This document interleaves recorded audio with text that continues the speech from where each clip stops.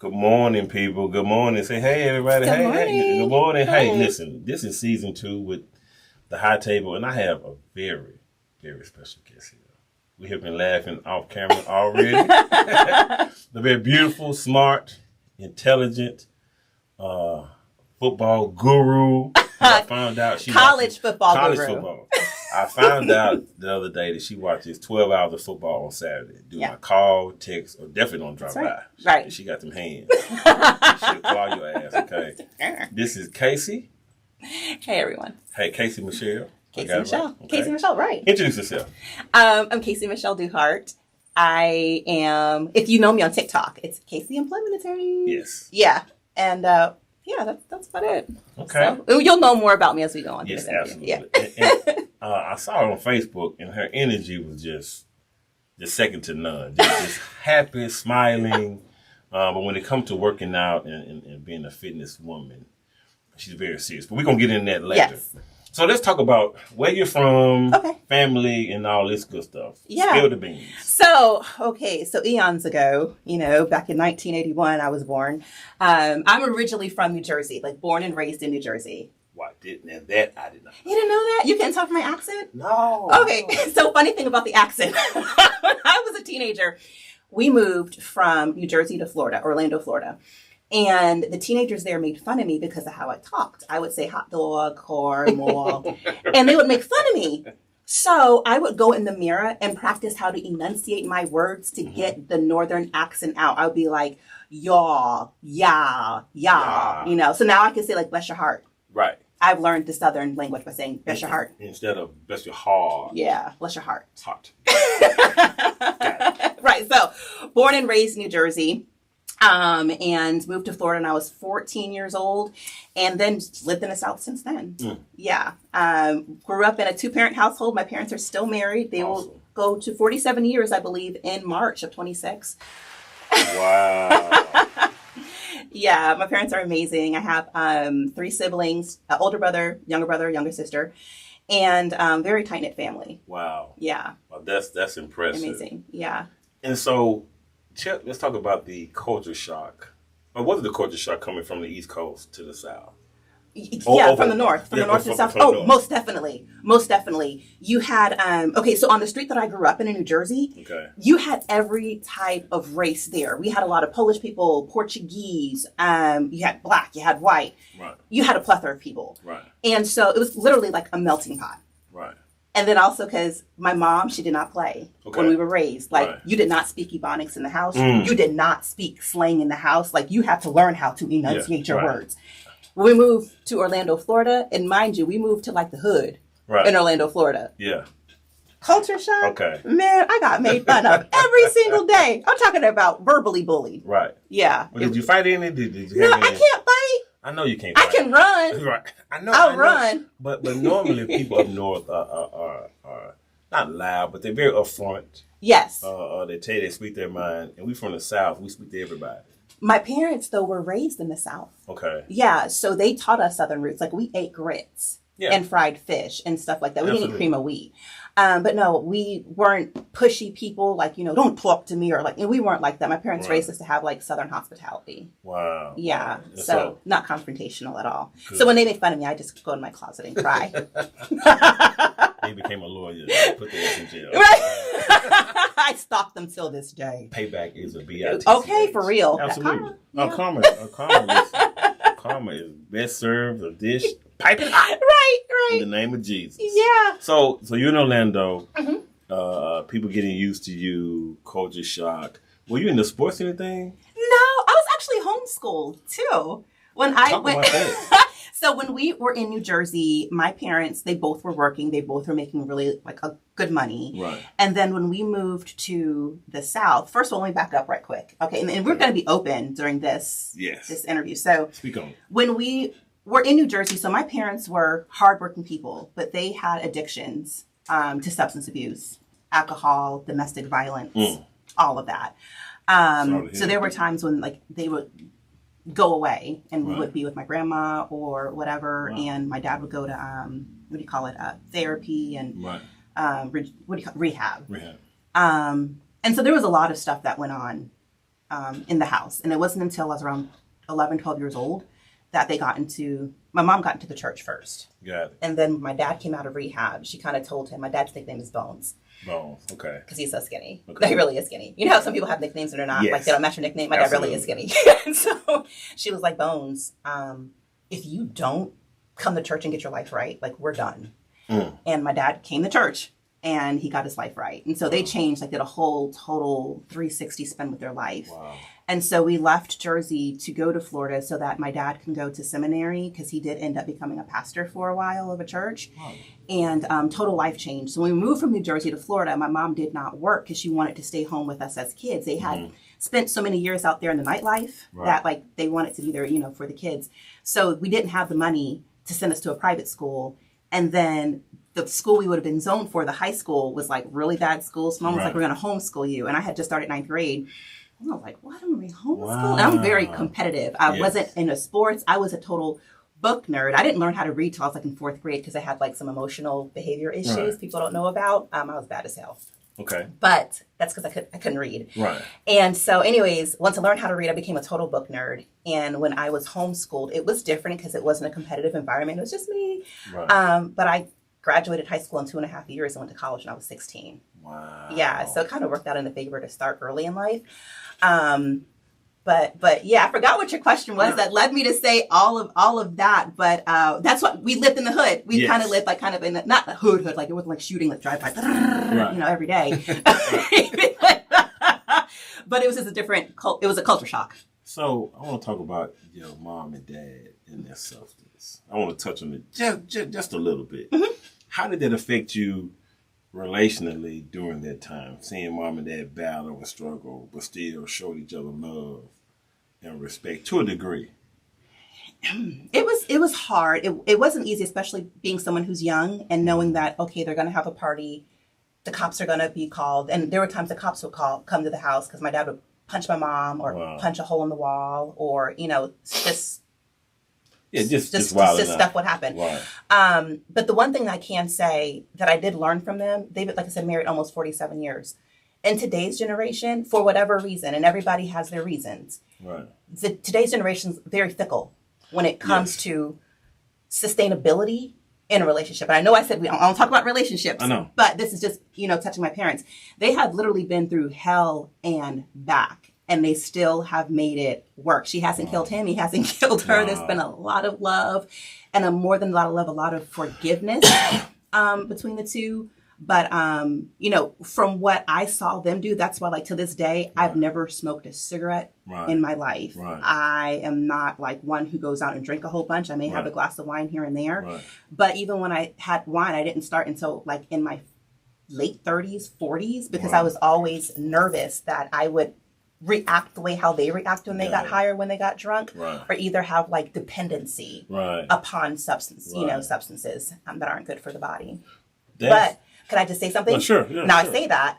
Now, back when I was 20, 21, I had got engaged and had a horrible breakup. There's a whole long story on that one. Because I did not drink and because I did not smoke, that started my food addiction, which is just as bad as drinking and smoking because you're still putting toxic things in your body. It's just legal to go out there and eat 5 cheeseburgers in one setting. Right. And now we know that food is purposefully horrible for us to be addictive to food. Right. So I say that, and the reason I brought up your parents, and do you believe? No, I'm not going relationship. I'm not going. I'm sorry. Okay. How about you can ask, and I'll state whether or not I feel comfortable answering. How about that? Okay. Seeing mom and dad love each other through their pain.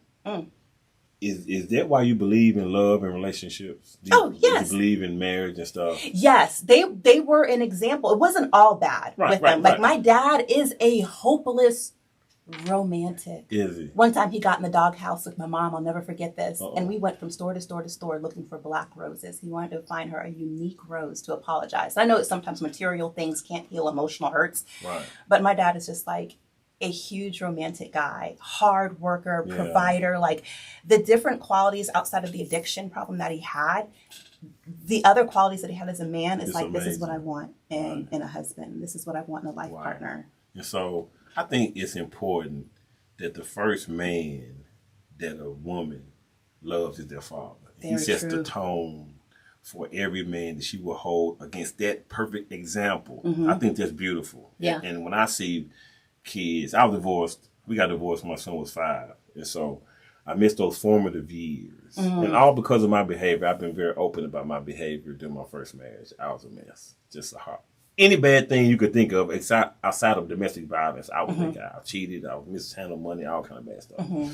But when I see kids, men, not be around their daughters, that irritates me. Yeah. Because they're going to try to find that guy. So true. In every slickster. Yep. Every no-do-gooder. Yep. That's out there until Very until they get old enough to say, no, that was wrong. Right. That's they right. want that affirmation. That's right. And I'm telling you, having a father, okay, my dad would take me out on dates. He would date me. And he would say, because I want you to know how a man is supposed to treat you on a date. Now, my dad wouldn't take me to like these high-end restaurants, although we would go sometimes. Right. But sometimes just like to a small little restaurant. Right. But you don't need a man to lavishly give you $1 million and take you out to Ruth Chris every day. Right. Just someone who can sit down, be respectful, and hold a conversation and let you know that he's into you. Right. My dad always did that. Let me know, hey, when we're out on a date, Yes. it is me and you. And he would say, I'm doing this so that you can know what it's like for a real man to treat you. My dad was, I'm not going to touch you. I'm not going to abuse you. I'm not going to do anything, disrespectful to you during this time together. Right. And this is how a man should treat you. Wow. Oh, yeah. I set a good example. Shout out to Bones. Yeah. Shout out to Bones. Bones get the clap. well, because once we see what we've done, we are very, very remorseful. And we want to do the best we can to make up for it. Yeah. And it shows that addiction, man, it's real. It is. And it turns you into somebody that you despise. And you fight through it. And my parents were married for 55 years. Wow. Dated. That deserves a clap, dude. I remember my dad telling me when they were married at 10 years, he said, I didn't think we was going to make it. It was just tough. Money was tight. He worked at the post office. She was an executive assistant at Harry. Used to make a lot of money. Right. Had 2 kids, and so it's just tough. And so to see my dad stick through it, and when my mother got sick, he loved on her. I mean, it was shameless plug. I'm writing a book about the whole experience. So, but yeah, it was just seeing how he loved her. That's so sweet. Oh my God, and he was just. She was in a nursing home around the corner. He would go every day. Every day. She had Alzheimer's. Would not recognize him. Would not speak to him. But he would just sit there. That is so sweet. Sweet. And so when she finally passed, man, he was just like, not necessarily ready to go. Right. But not really trying. He didn't know how to move on. This is all he knew for decades. Right. They become your best friend. Oh my God, for decades. Right. And they had their own language and they communicate differently. But here's the one thing that I saw, and this is about you, but we get on this stuff. Yeah. I saw them sit down at the table and write our bills. They would communicate, well, we're gonna do this with the money. They work together, and that's what I saw. Right. That's why I incorporate that into my relationships. That's good. What's wrong with us sitting down? I'm the man. I get that. Right. You're supposed to be submissive. I get all of that. But I still need you. I have to have it. Right. This is not a dictatorship. Right. It's As a they democracy. say, the man is the head. That's right. But the woman is the neck. That helps that helps that neck. I mean, that helps the head move. Bars. Yeah. That was hell no. Yeah, you can't move a head without a neck. At all. Okay. It works together. It does. See, we can go down this road. We're gonna stop it. We're gonna stop it. So let's talk about you went to college at 16. 16. Yeah. How was that experience? It was fine. Okay, so Where did you go? Where did you go first? Oh, God. Okay, so it's a small little college, Baptist college in Florida called Landmark Baptist College. Landmark. Yeah. I don't really recommend anyone to go to that college. Uh-oh. But so let me back up. So remember Okay. when I told you that my parents were into like substance abuse and they got their life right when I was 11, 12 years old. Yes. So when I was as a young person, because of all the issues my parents went through, my grandmother would help raise us. We'd go over my grandma's house a lot. My grandma was old school. That was back in the days when People's Court and Divorce Court was on TV. Yes. Like the real stuff, not this fake mumbo jumbo crap they have now. Judge Wapner. Real issues. Right. So we would watch that. We'd watch Jeopardy. and we watched Wheel of Fortune. Okay. So from watching those shows, I always said I want to go on Jeopardy or Wheel of Fortune, which I did go on Wheel of Fortune. Won $12,200, by the way. No, you did. Bam. Yes, I did. And then also I said, I want to be a judge. So when I was young, I said, I want to be a judge. And I learned, well, before you can be a judge, you got to be a lawyer first. Right. So I said, I want to be a lawyer. Right. My ultimate goal was to be the first Black woman to sit on the United States Supreme Court justice. That was like my first goal. But then when my parents turned their lives around and I was young and about to graduate, they were like, no, you cannot be a lawyer. You cannot go to a secular college because of our beliefs and our faith now. You have two choices. Right. You can stay home and be like a homemaker and work in a church, or you can go to a college, like a Baptist Christian college, to do something in the ministry. Right. Those are my options. Wow. And because I loved education so much, I decided to go head on and go to college. So I went to this really small Baptist college that they wanted me to go to, which was fun. There's parts of it that's like, man, did I miss out on a lot in life, during that time period? But also I was really young and impressionable, and it was so small that like my dad would just pop up on campus to visit me to make sure I was on the straight and narrow. Wow. Okay. But I got my degree in education, and I became a teacher, and I taught for 10 years before I even went to law school. I got a bachelor's in education, and then went to college in Savannah, Georgia, Armstrong Atlantic, and I got a master's degree in special education, and I taught for 10 years. Savannah's beautiful. Oh my God, can we talk about it? Savannah is beautiful. So beautiful. I went there. Freaking love it. I went there for the, what's the Green Day? St. Patrick's Day. Yes. Oh, that's big holiday there. Yeah. Cobblestone Street. Yes. Beautiful. I was drinking so much Pabst Blue Ribbon beer and green beer. It was crazy. Yeah. Had no idea Savannah was that beautiful. It is so nice. Tell me about it. Yeah. So I totally enjoyed Savannah. I was there so my parents at that time, when I told you my dad became a pastor of a church, yes. He pastored in Statesboro, Georgia, which is like it's about 45 minutes where Georgia Southern University is. 45 minutes from Savannah. And so I would work and then go to school in Savannah to the college there, and got a master's degree. And like I said, taught for 10 whole years before I became a lawyer. Wow. Yeah. And so you became a lawyer. Clearly, being a lawyer was something you've always wanted to do. Yes. Mm-hmm. How did you break away from the stronghold of your parents, who obviously had an influence? I got some great questions. Yes. No, you do. I appreciate that.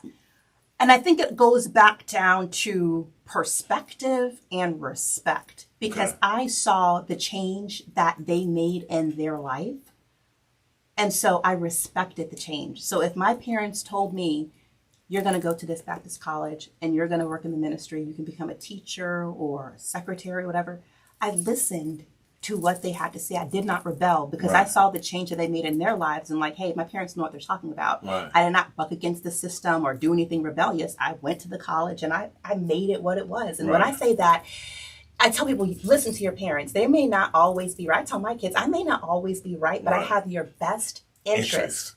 Your best interest at heart. And when I tell you that I freaking loved being a teacher, oh my God, I love teaching, I love pouring out. And I work with students who had emotional behavior disorders and learning disabilities in both middle school and high school. Talk about a hard population, but those kids respected me. Right. I loved them. They loved me. Just to see them some became doctors, some just became people who are respectful citizens today, right? Professional citizens. Right, Professional exactly. Citizens. And that's what you want them to have, some character. Exactly. And because of what I learned being a teacher, those skills transferred over into me being the lawyer that I am today. Wow. My parents knew what they were talking about. Wow. And this, when I tell the kids, even my son, hey man, listen, me and your mother have your best interest at heart. We're not going to lie to you. Right. We are the only ones that will tell you the truth. Yeah. The iron is hot, son. It's red. It's hot. And if you're going to touch it, that is on you. Right. And so he's in a spot where it's a bit of a conundrum. He want to graduate, but he still want to be under the umbrella of his parents because there's safety there. Right. It sure is. Hey, son, should be. It should be. At some point, you have to pay for your own stuff. You're 23, insurance is through the roof. You know what it is.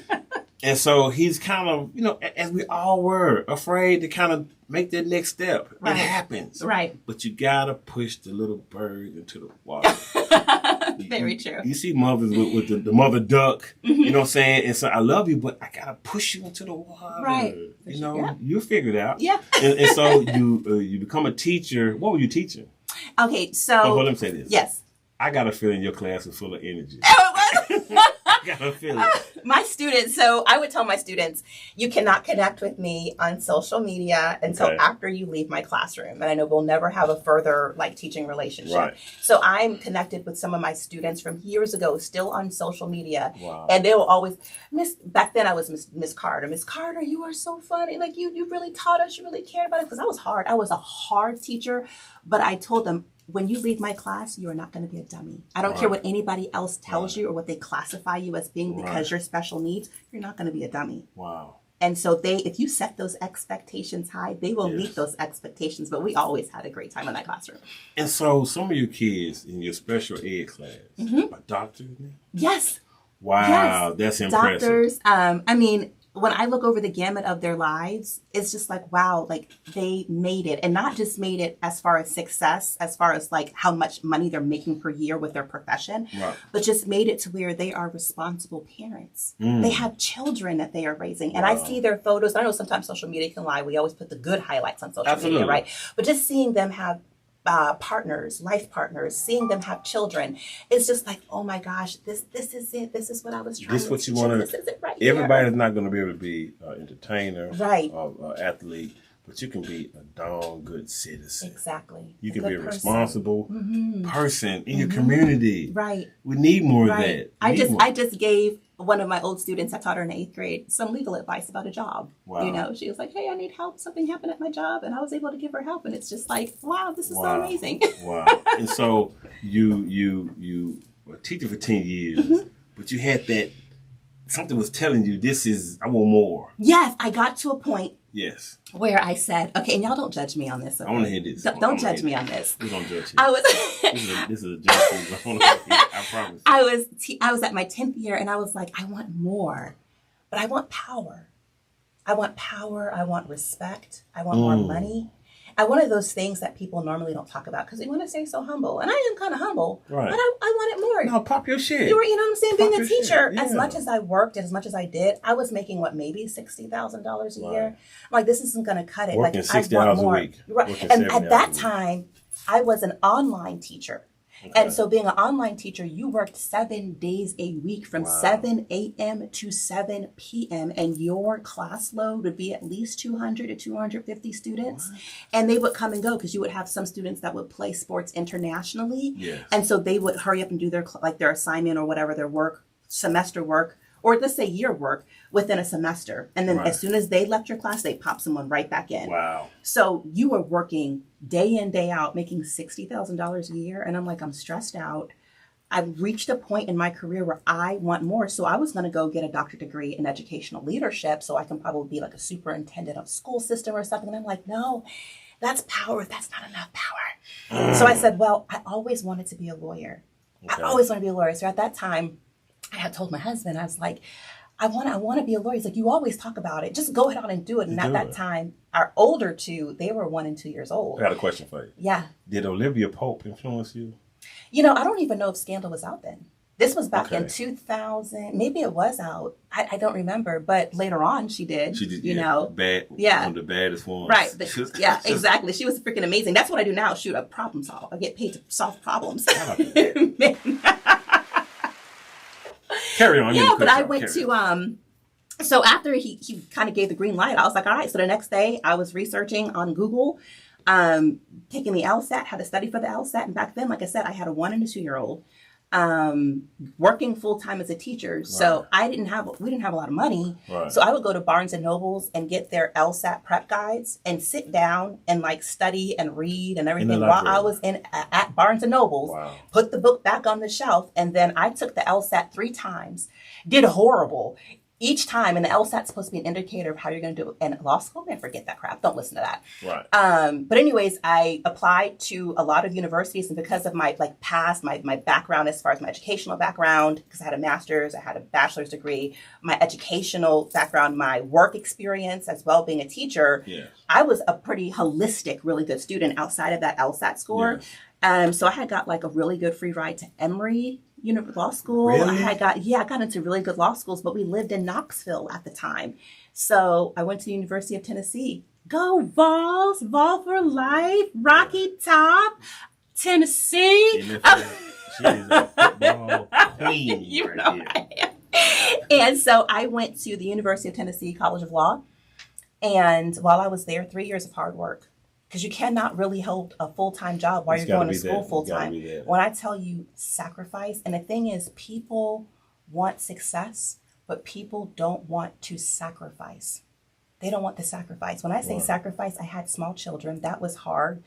Also, because I was the breadwinner because I didn't have a job. We had to use government assistance. I was on food stamps. I was on freaking welfare, getting a monthly check-in. I was on WIC. Yeah. Doing all those stuff to try to keep it together because I'm like, listen, law school's only 3 years. I cannot do this law school thing and in 3 years from now still be a teacher making some podunk money. That's right. Or I can just sacrifice and grind these 3 years and see what happens. But the one thing I'm not going to live with is regret. I want to make sure that if I do this 3 year thing, at least I can say I did it, that I tried it even if it doesn't work out, and look where I'm at today. Wow. Yeah, so those 3 years, it was a grind. Let me tell you, every law school, just about every law school, top law school has a law review, which it's a publication that you put out maybe 3-4 times a year of top quality articles about the law. And like President Obama, he was the editor-in-chief of his law review of Harvard. Okay. I was voted in to be the first African-American editor-in-chief of the Tennessee Law Review. And let me tell you how special that is. The Law Review came out with Tennessee like back in the late 1800s, 1900s. And I was the first Black person. Period. Wow. And I don't think there's been one since I was there that did that. That is a huge, major accomplishment.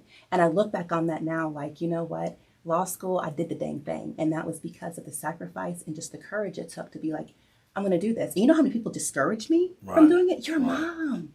You have kids. Right. A woman shouldn't take time out to be a lawyer, go back to school. Right. No. Your wife. Tend to your family. So many people discouraged me and thought I was crazy because I wanted to go back to school. You got to be crazy. You got to be. You got to be delusional a little bit to go for your goals because they're your goals. Yes. And, but you said something earlier. It birthed from the library. Yeah.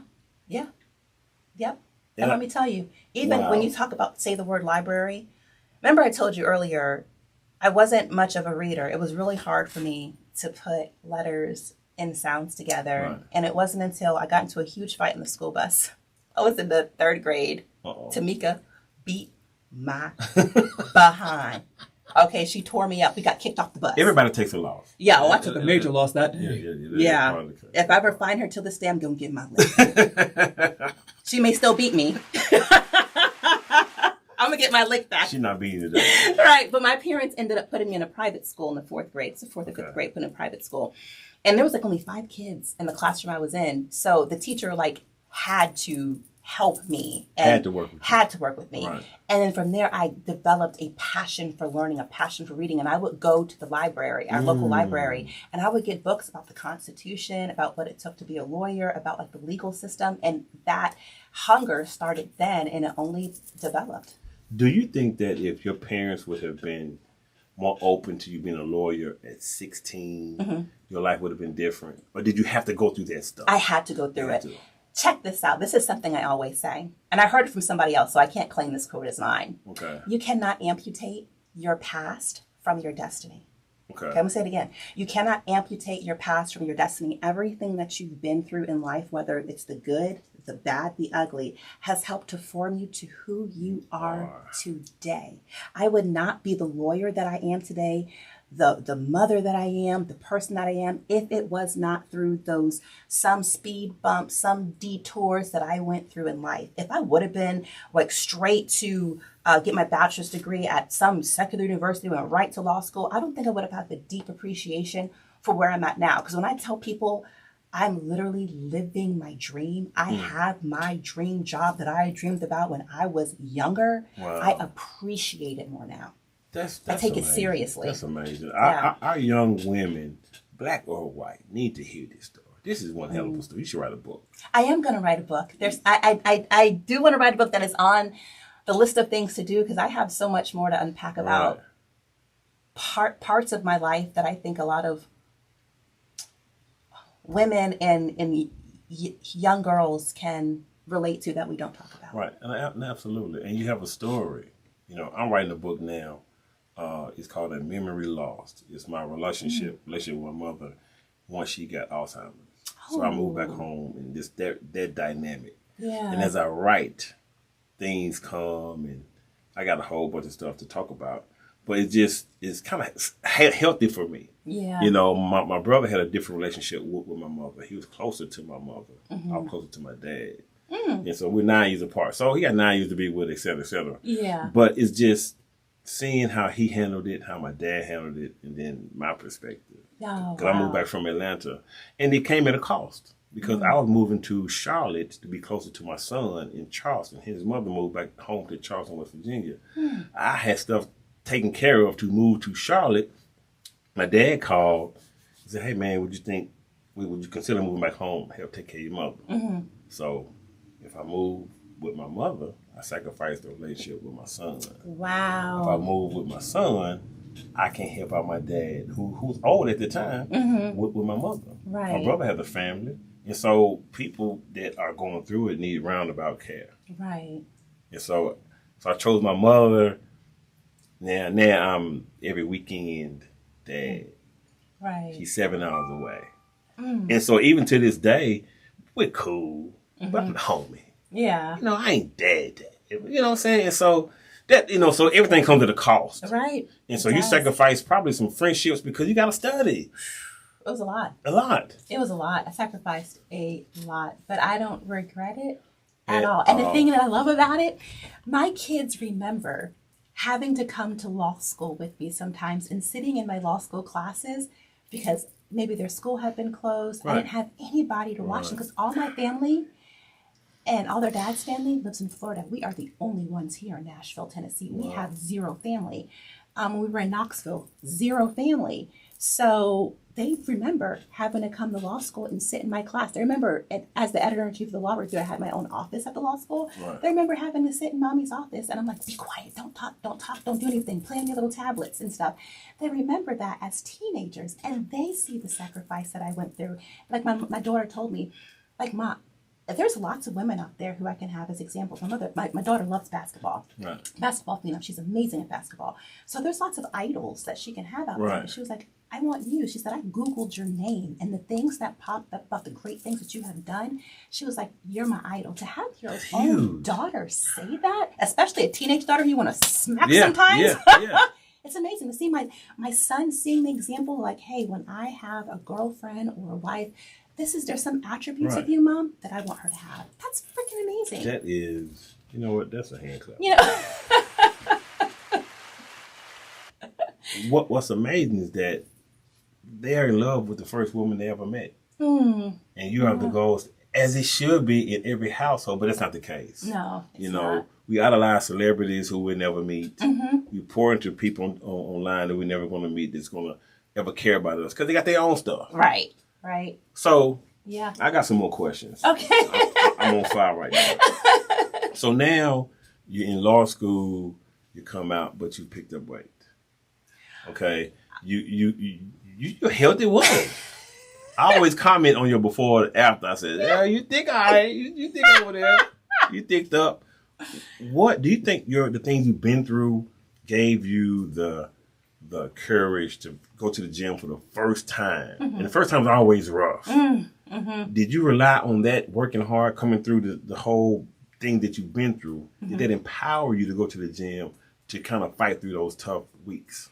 I will say, so can I back up a little bit? Yes, you All right. can. So remember I told you I went through a really bad breakup. Yes. And I went to food. Food was my addiction. Yes. Like when I watched Dr. Now, My 600-Pound Life, or like any of those obesity shows, I watch them really. You can pull up my Hulu account. That's all you'll see that I watch because it helps to keep me in check with my food addiction because I'm still addicted to food, I would say. Just the right foods now. Right. But from that point on, I just gained weight. I used to be flaca, like skinny. And when I went through that breakup, I packed on so much weight. And then, you have children and you blame the baby weight. That's right. I'm a very emotional eater. If I get stressed, I eat. If I'm happy, I eat. If I'm sad, I eat. Yeah. Okay. So by the time I finished law school, of course, through all the stress, I was big. Yeah. And then when I went to private practice at a law firm, talk about working 80 to 100 hours a week.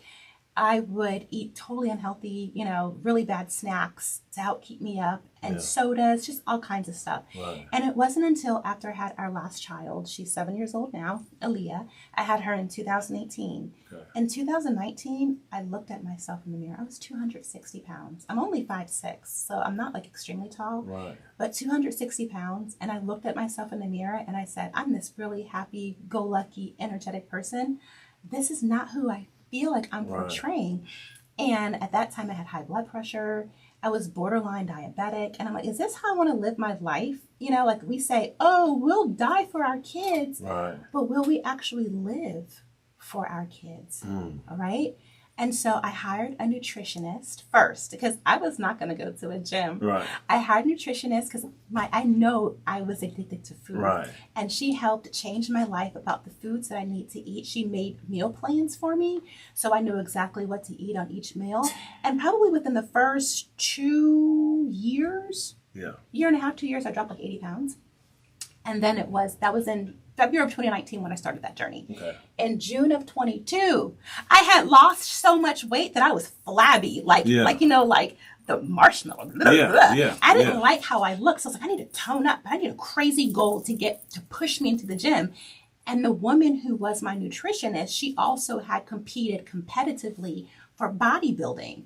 And so I was like, I want to do that. I want to have a body that looked like when you were on the stage. And she was like, Casey, you don't want that life. That is hard. You're going to be in the gym 7 days a week. You're going to be eating like really crazy, weird foods to get ready. I don't think you want that life. If you tell me no,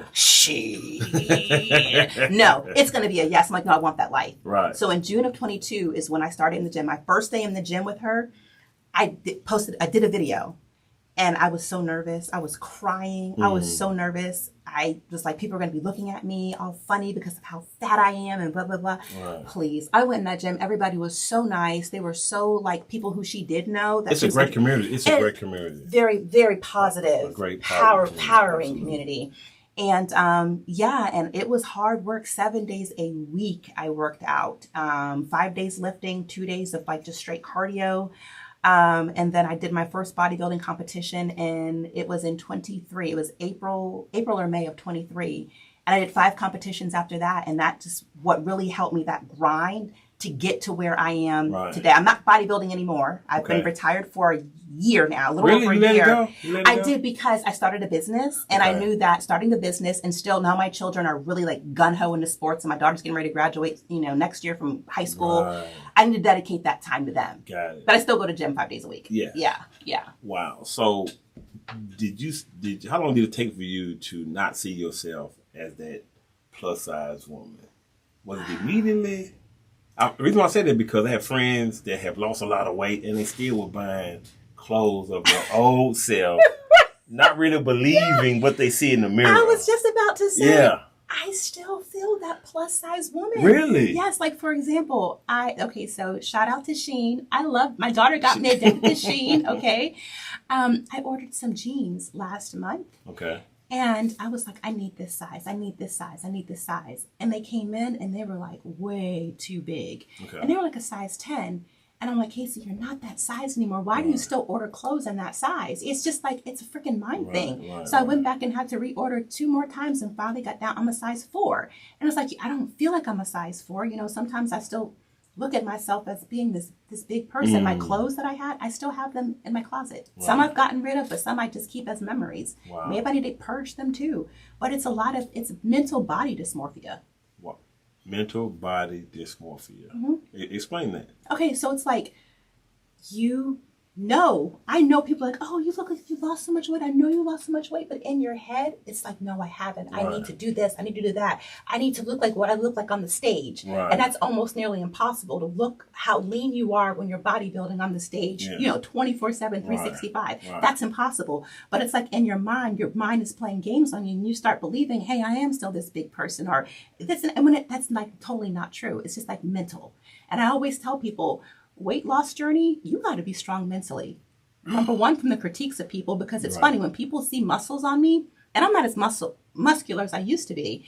Ew, look at those muscles. But when I was 260 pounds, You didn't say anything about that. Right. Oh, I decide to eat broiled chicken or maybe baked chicken and rice and green beans. You talk about that, but you don't say anything when I was eating 3 double cheeseburgers at one time. Right. You know, so it's a lot of Wow. mental stuff you got to take on too. Comments that you get from people. You look like a man.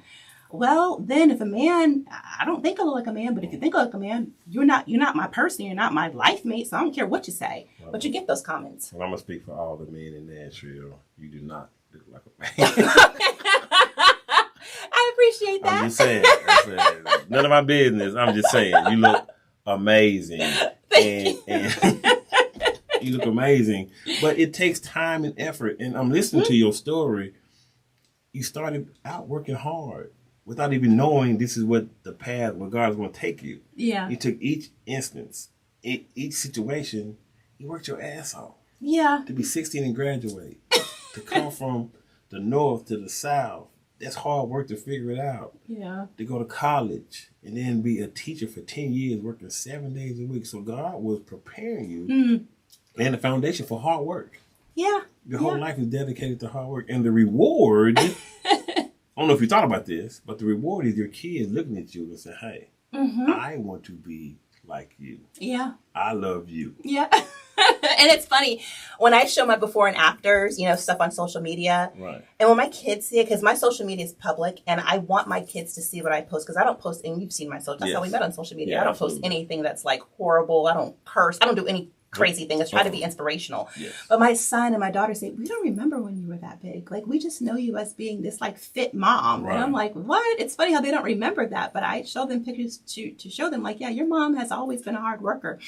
And yet life has taught me to be a hard worker, but my parents, they instilled in me hard work ethic. You know, my mom is probably one of the strongest women that I know, both physically, mentally. She is an amazing person. Wow. Yeah, she has. So my maiden name is Carter. Okay. So of course we always say we have that Carter charm, you know?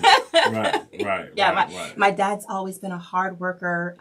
It's just amazing to see the example that they set. That I'm like, I hope I'm setting this example for my kids. Wow. You know, and my kids now, mind you, we live a nice lifestyle versus what I grew up in. Right. But my kids know you still have to work for what you want. Absolutely. You still have to work hard for it. Now, I afford them different things so that they don't have to be a teenager working a job plus going to school full time plus focusing on their sports. I want them to be able to focus on their schoolwork, on their sports, so that maybe, you know, when they do go to college, they can get athletic scholarships, academic scholarships, you know, and carry on in life. Right. But yeah.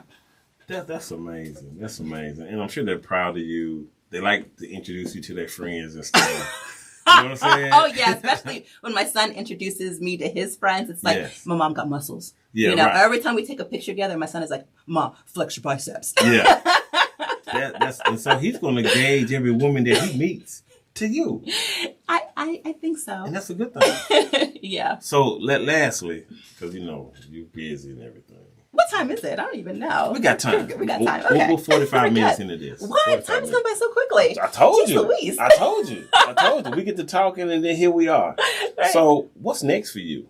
Because you're very accomplished. And oh, man. Yeah. What do you see yourself, let's say, 10 years from now? Because you're goal-oriented. You're very goal-oriented. What's next for you? Tell me what's next for you. So in January of this year, I started a consulting business. Now, first of all, let me back up and say, right now I am in-house counsel, employment counsel, chief employment counsel at a healthcare company, major healthcare company in Nashville. I've been there for about 5 years. So I am like the head honcho of our employment legal team. Love that. And I absolutely love, again, the power that I have, the respect that I have. But there's always, like you said, goals. Yes. And so I feel that the majority of my time I give a lot of consultation. With consultation comes teaching. And that comes from the years that I had being a teacher. So I consult businesses. I go do sessions, professional sessions with them to teach them about employment law, like what to watch out for, what documents need to have, how to do an investigation, and all this other stuff. So I started my own business called LEL Consulting, which is Labor Employment Law, LEL Consulting. I started that in January. And so my goal is that within maybe 5 to 10 years, that business can just take off and I can just sit back and reap the rewards from everybody else's hard work that's working there. I Yeah. love that. Yeah. I love that. So that's like the major big goal. And like I said, I started it in January of this year.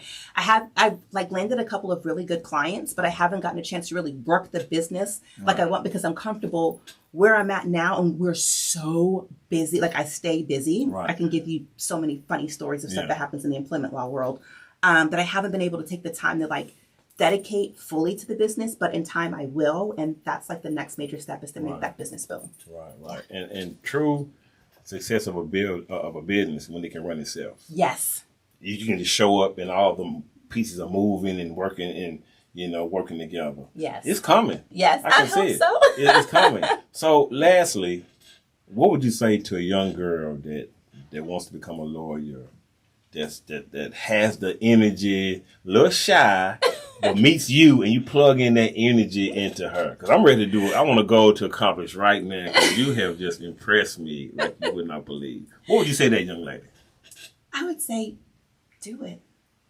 Just do it. Like Nike says, just do it. I do mentor young women. Right now, to be honest, I think I can say this publicly. I was asked to be a mentor for the Pearl Cone Firebirds girls basketball team, be their mentor for this year. And I'm so freaking excited about that. I don't know if there's going to be anyone that wants, what I have to say, but I'm quite sure any young girl can be helped by what I say. But it is, to just do it. Do whatever you accomplish. Is that out? One thing I tell my kids, and I know they probably get tired of me talking to them all the time. I tell them the only person that's going to stop you from accomplishing your goals at this point in life is you. That's right. So many of our ancestors, I'm talking about Black people, have paved the way for us to literally be whatever we want to be. And if you want to sit around and do nothing with your life, you can't blame your parents. That's right. Because I always say, we cannot help the hand that we're dealt in life. Right. Life is going to life. It's going to happen. The only thing you have control over is how you react and how you respond to those things that happen in life. So as young girls, listen, if you have a plan that, hey, I want to be a lawyer, I want to be a doctor, I want to be an engineer, I want to be whatever, start now setting goals to get there. Reach out and find people. If you find me as, hey, I want her to mentor me, I always tell people, I will mentor you. I will meet with you. I will work alongside you. I will help you get to where you have to be. But you have to have the work ethic to want to get there because nothing in life comes easy. Like I said, it's sacrificial. That's right. I know there's a lot of things that happen in life of young women. There are women who, I'm going to get a little personal here if you don't mind. There's young women who've been molested, who've been sexually abused. Things have happened to them, and I'm speaking for my personal life, that have happened that really mess with us mentally to make us feel as if we are not good enough. We will never be good enough. We're just an object. We're just meant to be used. We can't stop things that happen in life. Things happen. The only thing we can have control over is how we respond and how we react and how we deal with those things and have them as life lessons, or just, hey, this was a speed bump that tried to slow me down from my goal, but I'm going to continue on. And in our community, we have a lot of stuff like that happens to our young girls. And we're, we are made to think that we can't speak out about it. We can't say Uncle so-and-so or my brother or whoever did this to me. We have to keep it in the family and not say anything. And that hurts. That hinders their relationships with other men when they get older. That hinders their relationships with people. That hinders things that they want to pursue in life because they feel so negative about themselves. And so for all girls, speak up. If something happens to you, somebody's done something, speak up. Get counseling, get the therapy, and move on with your life and make it the best life that you can. Right. We talked about off camera about therapy, and now we're in a good space to where therapy is accepted. Yes. As opposed to when we was coming up, oh, she's crazy, he's crazy, leave them alone. I think that's the good part about this era that we're in. You can bring something up and won't be ridiculed as much. Right. You know what I'm saying? You may get some pushback. Right. But I've had friends commit suicide. I've had friends try to commit suicide. I've had friends that have trouble in relationships because of the stuff that happened in the past. And so undealt with trauma is bad. So I think we're saying the same thing. We encourage everyone to get some therapy, get some help, and speak on it. And so, hey, we got to end this. Oh, yes. We're going to have like a part 2, part 3, part 4. Listen, we are. I'm excited. I'm excited. I want you to tell the people in Hot Table Land where they can find you on social media. And TikTok and all that stuff. Okay, so Okay. Facebook, it's just Casey Duhart. TikTok, I think it's like Casey the Employment Addy, Atty. But again, like Casey Duhart. And if you go to Facebook, you can be like Casey the Employment Attorney. And then like Instagram, I don't know. I think it's like LEL Consulting on Instagram, but still Casey Duhart. Hey, Casey Duhart. Well, hey, thank you for being here in season 2. And I'm impressed. Thank you. I appreciate you having me. Yes, anytime. You gotta do episode 2 and 3. Yes. So good. Well, thank you. And we'll move on. All right, guys. Bye-bye. That was